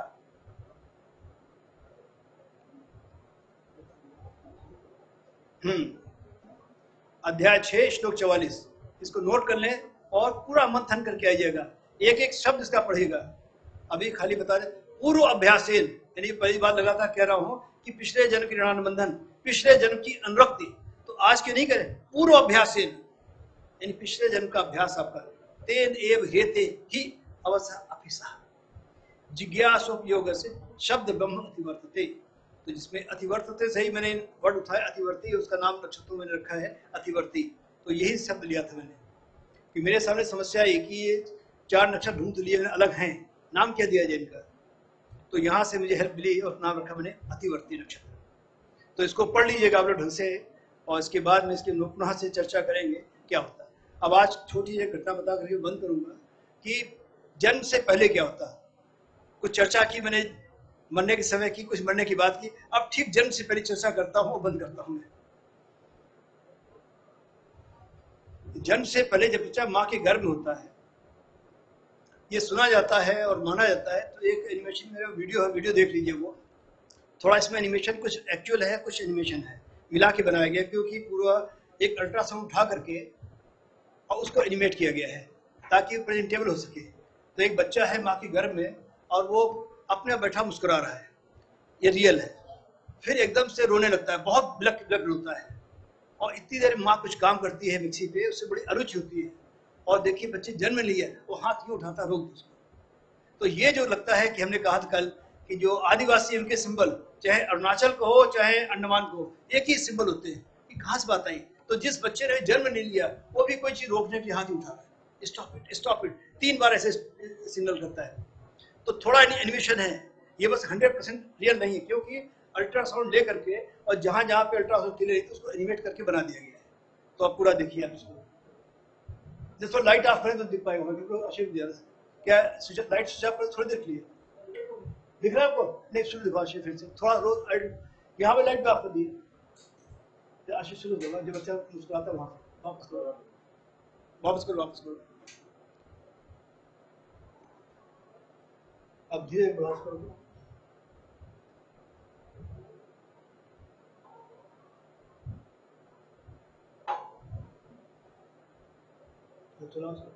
अब देखिए इसे बच्चे का मुख दिख रहा है, अगर आपको पीछे दिख रहा है आप सबको, इसे बच्चे का मुख है, आप देखिए हाँ अब ये देखिए इसके अभी मुस्कुरा रहा है, आशिक गो बैक लोग देख नहीं पाए थे, फिर थोड़ा फिर वापस चलो, थोड़ा वापस करो। हाँ अभी देखिए बच्चा अभी शांत मुद्रा में है, मुस्कुरा रहा है, प्रसन्न मुद्रा में है। अब माँ ने उठाया कोई फल और मिक्सी में डाल रही है, बच्चा इस माँ के गर्भ में है, ये फल मिक्सी में डाल दिया कि इसकी आवाज होना शुरू हुई। अब बच्चा देखिए इसको उत्तेजना होना शुरू हुई है, परेशानी होना शुरू हो गई, अभी संसार से वाकिफ नहीं है, कुछ देखा नहीं, लेकिन इसको ये साउंड अनप्लेजेंट लग रही है। अब उसकी बेचैनी देखिए और बार उसका हाथ हिलाना देखिए बच्चे का, किस बुरी तरीके से वो रो रहा है और रो भी रहा है बुरी तरीके से, और हाथ बार बार उठाता है, stop it stop it stop it. लेकिन माँ को पता नहीं बच्चा कितना दुखी हो रहा है, वो अपना मिक्सी चलाई जा रही है, और अल्टीमेटली मिक्सी रुकती, बच्चे मन ऐसी शांति आती है, कितना आनंद आ गया मुझे। फिर वीडियो थोड़ा और आगे चलता है और फिर बच्चा अपने बड़े आनंद में मुस्कुराने लगता है, फिर थोड़ी देर बाद आलस रोता बुरी तरीके से, बिलक बिलक के रोता है। तो ये 3 जो उसके हमने पकड़े एक्सप्रेशन, पहला वो जब बच्चा अपने आप से मुस्कुरा रहा है, हंस रहा है रादर, एक जब बिना वजह रो रहा है, और तीसरा सांसारिक घटनाओं से जिसमें इसका कोई कंट्रोल नहीं है उसे व्यथित हो रहा है और उसको रोकना चाहता है, बार बार रोक नहीं पा रहा है, वो बार हाथ उठा उठा रुक जाता है। तो 3 घटनाएं उसकी अलग अलग जो बच्चे बताती है, बच्चे की मन से कितना प्रभाव पड़ता है। जो हमारे ब्राह्मणिकल रिलीजन के लोग हैं जो कहते हैं कोई जन्म और पुनर्जन्म है ही नहीं, तो मैंने उससे प्रश्न किया, ये बच्चा माँ के गर्भ में भी है, दुनिया से देखी नहीं, ये किस बात को मुस्कुरा रहा भी और अभी रो रहा है, आप क्यों रो रहा है? मैंने वीडियो दिखाया उनको, और ऐसे हमने कई अल्ट्रासाउंड, पहला नहीं है ये दुनिया का पहला अल्ट्रासाउंड नहीं है, ऐसे और भी बनाए गए जिनमें बच्चा मुस्कुरा रहा है। फिर मैंने आउट ऑफ सीरियस क्यूरियोसिटी बहुत से इकट्ठे किए और सब में देखा बच्चा कभी बहुत मुस्कुराता है, कभी हंसता है, कभी रोता है। अगर उसने संसार देखा ही नहीं तो किस बात पे रो रहा है, किस बात पे मुस्कुरा रहा है? अवश्य पिछले जन्म कोई संबंध है, जब कोई अच्छी बात याद आती है इसको आनंदित होता है और आनंदित होकर हंसने लगता है कि हमने बड़ा अच्छा काम किया। और जब स्वयं अपनी कोई चीज याद आती है, भूल याद आती है, मन में पश्चाताप होता है, तो बिलख बिलख रोता है, मैंने ऐसी गलती क्यों की, और एक बार अवसर मिल जाए मुझे ये गलती दोबारा नहीं करूंगा। लेकिन जैसे ही बाहर आता है और जैसे बच्चा माँ को पहचानता है, माँ की गंध से परिचित होता है, और वैसे ही उसकी बुद्धि बदलना शुरू होती है। और थोड़े और आगे बढ़ते जैसे मेरा और तेरा मन भाव आया, बच्चा बदल जाता है, फिर इस माया में पड़ जाता है। लेकिन पैदा होते ही सिर्फ बच्चा एक ही जानता है, माँ और माँ की गंध। एक अभी एक्चुअल इंसिडेंट हुआ है, न्यूज पर रिपोर्ट हुआ था, 2 साल पहले 3 साल बाद बच्चे को ले गए थे, वो है 5 साल पुरानी, एक बड़ी रियल इंसिडेंट सुना रहा हूं आपको। एक बच्चे के जन्म देते ही देखा जैसे कि पुत्र है, वो लोग वंश परंपरा के आदि थे, बहू से खुश नहीं थे, बच्चे को बहू से छीन लिया गया और दादी को दे दिया गया कि दादी रखे तुम्हें रखना नहीं आता है। और इसे करते करते विदेश में थे माँ बेटा, बेटे को ही रख लिया और बहू को वापस भेज दिया भारत से। 6 महीने गुजर गए थे, बच्चे के जन्म के बाद से लगातार दादी के पास था, माँ से संपर्क होने नहीं दिया गया, माँ का दूध पिलाने नहीं दिया गया उसको। बच्चा बीमार हो गया और उसको दिखाने के लिए वो इंडिया लेके आए, माँ को अवसर मिल गया, गई और बच्चे को उठा लिया। बच्चा रो रहा बुरी जगह से, जैसे ही माँ की गंध के करीब पहुंची बच्चा शांत हो गया, और उसका उन्होंने बड़ी कोशिश की कि माँ बच्चे को अलग कर, बच्चा अलग हुआ नहीं। तो जिस बच्चे ने जन्म से माँ का दूध नहीं पिया, माँ से बिल्कुल अलग, उसने भी माँ की गंध को पहचान लिया। तो ये एक आत्मीय संबंध अम्बिकल कार्ड होता है माँ से बच्चे के माध्यम से, वो कोई छूटता नहीं। तो बच्चा सबसे पहले माँ, उसकी गंध, और उसके बाद में पिता को और बाकी संसार जानना शुरू। और जैसे ज्यादा जानता है वैसे वैसे ही माया का बंधन प्रबल होता जाता है, और जो उसका संकल्प था कि माँ के अब की मौका मिल जाए, अब गलती दोबारा नहीं करूंगा, वो संकल्प टूट जाता है और फिर पुनः उसी रास्ते पर के उसी भंवर में घूमता रहता है, चलता रहता है बेचारा। और ये सिलसिला लगातार चले जा रहा है, पता नहीं कब तक, कब संयोग जागृत होंगे, कब उसका मन शरीर जागृत होगा और कब इससे बाहर निकलेगा। इसकी भी एक कुंडली है मेरे पास और उसकी चर्चा भी बताऊंगा कैसे इसको आइडेंटिफाई किया, कैसे चेंज हुआ। लेकिन अब 6 बजने वाला है तो गुप्ता जी ऊपर भी आ गए हैं, तो इनके आदेश से अभी समाप्त करता हूँ। प्रश्न उत्तर अभी लेंगे या अपने शास्त्री बुला लेंगे? आज के इस द्वितीय कार्यशाला में बहुत सारे प्रश्न आपके अंदर भी उभर रहे होंगे। सर का कहना है कि अगर आप जानना चाहें तो कुछ प्रश्न कर सकते हैं। कोई अगर जिज्ञासा हो, कोई बात हो, कोई प्रश्न हो।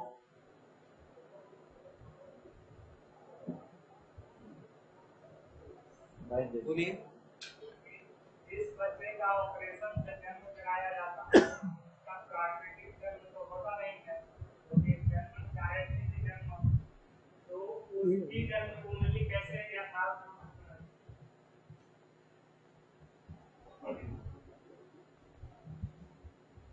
ये बहुत ही सुंदर प्रश्न किया आपने, है आनंद आ गया मुझे आपके प्रश्न से।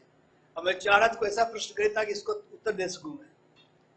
एक बार मेरे मित्र हैं डॉक्टर करौली, आपने शायद नाम सुना, आप तो शायद कहीं वृद्ध हो गए हैं। एक जमाने पूरे भारत उनका नाम था, हार्ट स्पेस नंबर 1 थे पूरे भारत में, और उन्होंने यही प्रश्न किया जो आपने किया है। और उन्होंने कहा कि ऐसा करिए, एक ऐसा मुहूर्त बताइए इसमें सभी गुण संपन्न, कोई दोष हो ही नहीं, और मेरे घर में एक जन्म होने वाला बच्चे का है, मैं इसका जन्म उसी क्षण कराऊंगा। तो उन्होंने देखिए ये सब जब मुहूर्त होता है ये प्रकृति के मुहूर्त है, किसको कब जन्म मिलना है वो तभी मिलेगा, हम कितना एक प्रयास कर लें। वो साइंटिस्ट आदमी मानते कैसे, उनका ठीक है। उन्होंने क्या व्यवस्था की, उनका अपना नर्सिंग होम, ध्यान दीजिएगा, उन्होंने 2 जनरेटर लगा इसके बाद में, और कहा मैं तो बिल्कुल इतने मिनट, इतने घंटे, इतने मिनट, इतने सेकंड पे ही इसका जन्म सीजन ऑपरेशन करूंगा। लेकिन आपको विश्वास करना मुश्किल पड़ेगा, लेकिन मैं प्रत्यक्षदर्शी हूँ। संयोग से लाइट चली गई, पहला जनरेटर ऑन नहीं हुआ, दूसरा भी ऑन नहीं हुआ, और 2 मिनट लग गए, उसके फिर सब कुछ सही हो गया, ऑपरेशन हो गया। तो उन्होंने कहा प्रभु आप कुछ भी कर लें, हम समझते हैं कि समय हम निकाल लें, ये सब समय प्रकृति का निर्धारित किया हुआ है, उसको हम कभी बदल नहीं सकते, वो जब होना तभी होगा।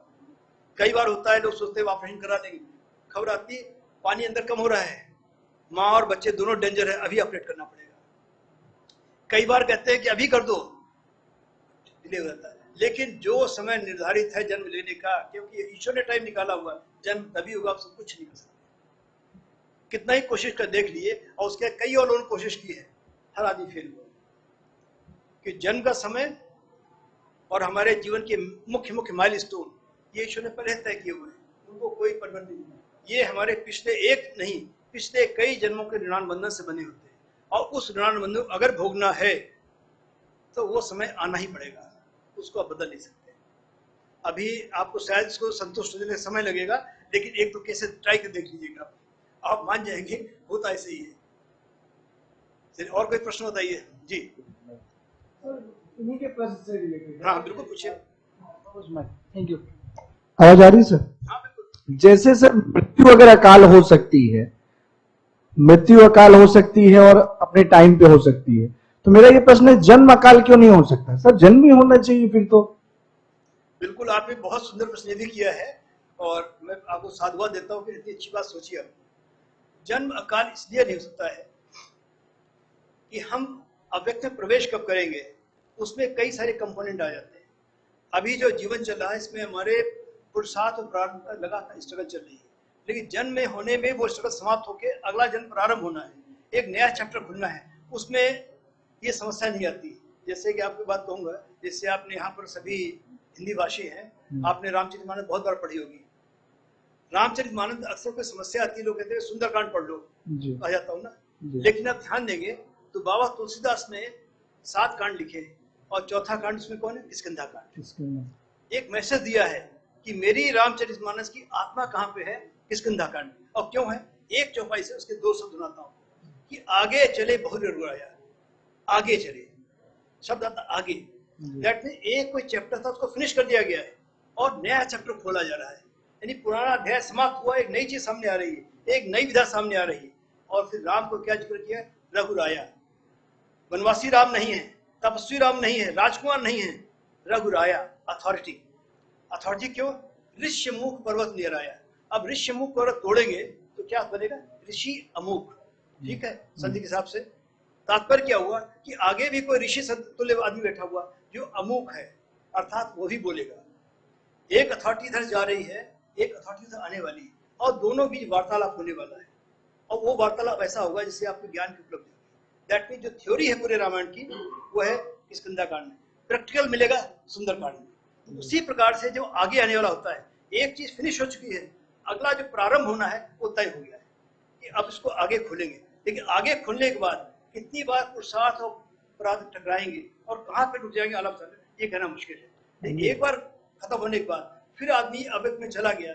और इसका भी मेरे पास एक थोड़ा एनिमेशन है, लेकिन अगर अभी दिखाऊंगा तो फिर समय लग जाएगा। लेकिन ये आपको अगर मुझे परमिट करे, इस एनिमेशन को यहीं से कल प्रारंभ करूंगा। और आप सर हम नहीं तो आप कहें, हम लोग क्या परमिट सर, जो आप बताएंगे सर अच्छा ही लगेगा। कल पूरा दिखाऊंगा Thank आपको you, sir. कि मृत्यु के बाद में कैसे कैसे क्या क्या होता है और जन्म से लेकर क्या क्या संभावनाएं हैं, वो सभी दिखाते हुए पूरा आपको एनिमेशन कल दिखाऊंगा और कल यहीं से प्रारंभ करेंगे। ठीक है। Good evening sir.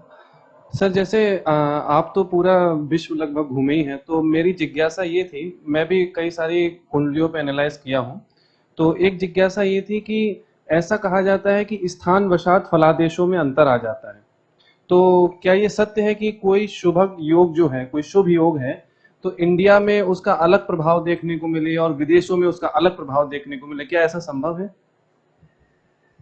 इसको थोड़ा सा मॉडिफाई करना पड़ेगा।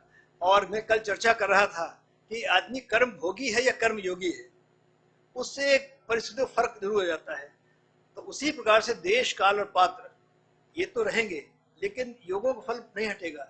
योगों का फल किस प्रकार से मिलेगा? जैसे हम कहें किसी को, पुराने जमाने कहते हैं इसके घर पे हाथी बना होगा, बड़ा अच्छा योग कह दिया गया है।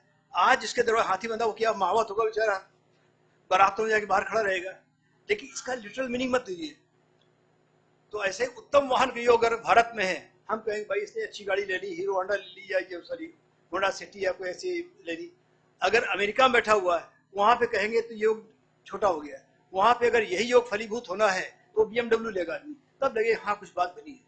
तो ये देश काल पात के हिसाब से उसकी वैल्यूएशन को बढ़ा लिए, लेकिन योग तो वही रहेगा।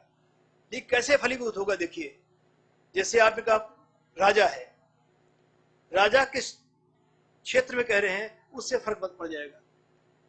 अगर कहीं रिमोट एरिया में जा रहे हैं और वहां का आदमी गांव प्रधान है, वहां के लिए वही राजा है। लेकिन अगर नेशनल लेवल कर रहे हैं तो राजा का तात्पर्य होगा प्रधानमंत्री, उससे कम नहीं होगा। अगर कहीं डिस्ट्रिक्ट लेवल बात कर रहे हैं तो कलेक्टर वहां के जो है वही राजा हो गया। तो उसी प्रकार से जहां पर खड़े हैं जिस देश काल पात्र में, अगर यहाँ खड़े हुए यहाँ के राजा वाइस चांसलर होंगे, हमारे कुलाधिपति होंगे। तो जिस देश काल पात्र में उसको जोड़ते हुए योग को देख लीजिए, योग रहेगा अपनी जगह, फल भी वही रहेगा, लेकिन फल कैसा दिखेगा वो देश काल पात्र पर निर्भर करेगा। ठीक है शिवल, धन्यवाद। तो बताइए अब आपको, अब आप